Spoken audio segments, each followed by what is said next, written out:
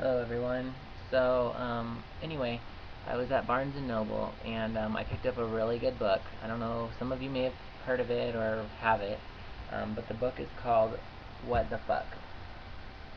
And it's How to Survive 101 of Life's Worst Effing Situations. Or fucking, I guess I can say. Um, it's by Gregory Bergman and Anthony W. Haddad. It's a really good book. And it's kind of little. It's only about 200 pages or so. Anyway, I wanted to read a couple problems out of it to give you guys an idea of what the book's like. It's a really good book, and you should definitely invest in it if you like this kind of humor. So this is number 38, and it's you overdraw your account by 25 cents and get charged $25.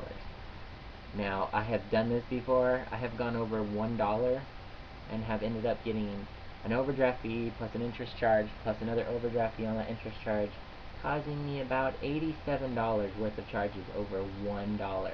Ridiculous. Okay, so it says most banks like nothing more than to kick you when you're down. When you cut it close, they're just waiting for you to make the slightest miscalculation so they can charge you 25 bucks. This is particularly irritating when you put a sandwich on your card, add a tip, and get nailed 25 bucks for each charge. The grand total for your sandwich is now $56, and you thought it was a waste of 6 bucks. In cases like this, there's only one thing to do. The what the fuck approach to fucking overdrafting. The best way to handle the situation is by rep surfing. Rep surfing is when you call customer service until you get a rep who gives into your demands. With the click of a button, a rep can save you a load of cash by bending the rules a tiny bit. Follow these steps. Step 1. Call in the middle of the night. If the rep ain't got shit to do, he might hear you out. Step 2. Give him a sob story. Gain the service rep's sympathy and he'll be putty in your hand. Step 3. Remember, it's not his fault. Even though you want to tell him he's a dipshit, don't. He's not the one fining you, it's the bank. Step 4. Remind him of your loyalty. Don't let him forget how many years you've been a customer of the bank. While the rep certainly doesn't give a shit, it'll make it easier for him to get away with it. Step 5. Ask what he can do. Now that you've reminded him of your customer loyalty, ask him nicely if he can do anything for you. This makes losers like him feel special and powerful. He just might bend the company policy to help you out. This is a side note. The lunatic method in which you start screaming and carrying on works best at a branch office. But word to the wise, keep an eye on the security guard. Okay, so that was one of them. The next one, I really think it's probably my favorite, and it's not because I have experienced it or am into it or want it to happen. I just think it's very funny. And it's number 75, and it's you discover the girl you're dating is a dude. You've kissed her, you've felt her up, but you and your new sexy lady have yet to go all the way. There's a reason for this, and it's not that she's waiting for the right time, like she says, but you can't wait any longer. So try and spice things up by jumping into the shower with her. You open the curtains and BAM! Your chick's got a dick. Now what? The what the fuck approach to dating a fucking tranny. Option 1. Call Jerry Springer. Finally, you can be a guest on your favorite TV show called The Jerry Springer Show and tell them your story. If you get picked as a guest, you can share your folly with the whole world, including your parents and close friends. Make sure to act surprised when your girlfriend confesses that she's a dude. Then, as a customary on the show, hit her until the bodyguard drags you off. Option 2. Make her go all the way. For decades, science has been able to successfully transform a penis into a fully functional vagina. In fact, using the most sensitive parts of the penis, doctors can create a clitoris that is just as good, if not better, than the genuine article. Studies suggest that these new girls on the block have less trouble having an orgasm than their natural sisters. Option 3. Find a real chick. Finding a chick without a dick that's just as bitchy and annoying shouldn't be difficult at all. Or option 4. Ignore it. You like the girl, she's smart, she's sexy, she's sweet, so she has a dick. Nobody's perfect. This is up close and personal. For those of you macho men that are confident that you would never ever mistake a guy for a girl, I can assure you that anything is possible.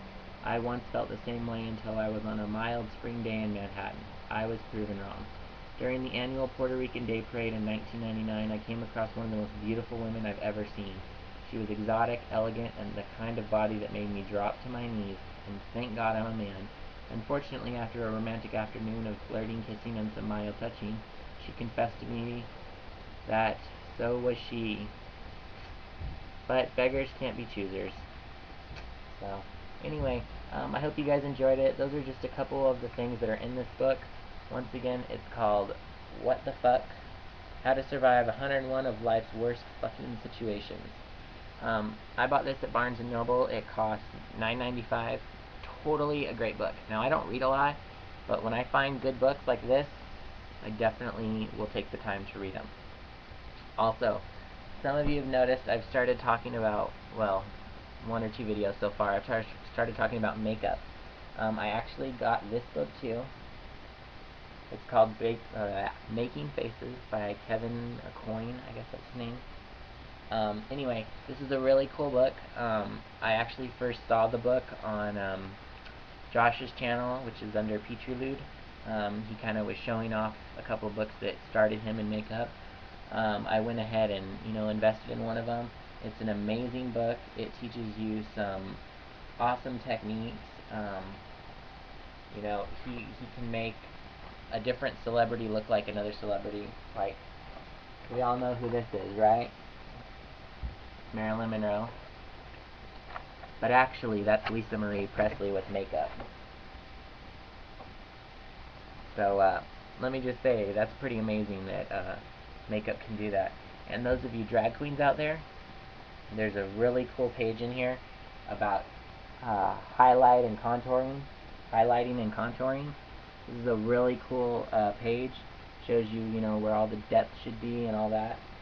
So this is definitely a good book if you like to do makeup, you want to learn how to do makeup, and you don't have to necessarily copy it, but it's just a good, little thing that gets you some tips, about blending and, how to do your eyebrows, or creating new eye shapes, drawing on lips, whether you want them big or small, or more narrow or shorter, whatever you want. So anyway, this is a good book. It's called Making Faces by Kevin Coyne. I think that's like a queen or a coin. I'm not sure how you say it, but it's a really cool book. So anyway, thanks for watching, and definitely go out and buy this book. It's really good. And I'm not like a promoter or anything, but you know what? It's a really cool book. So anyway, bye guys.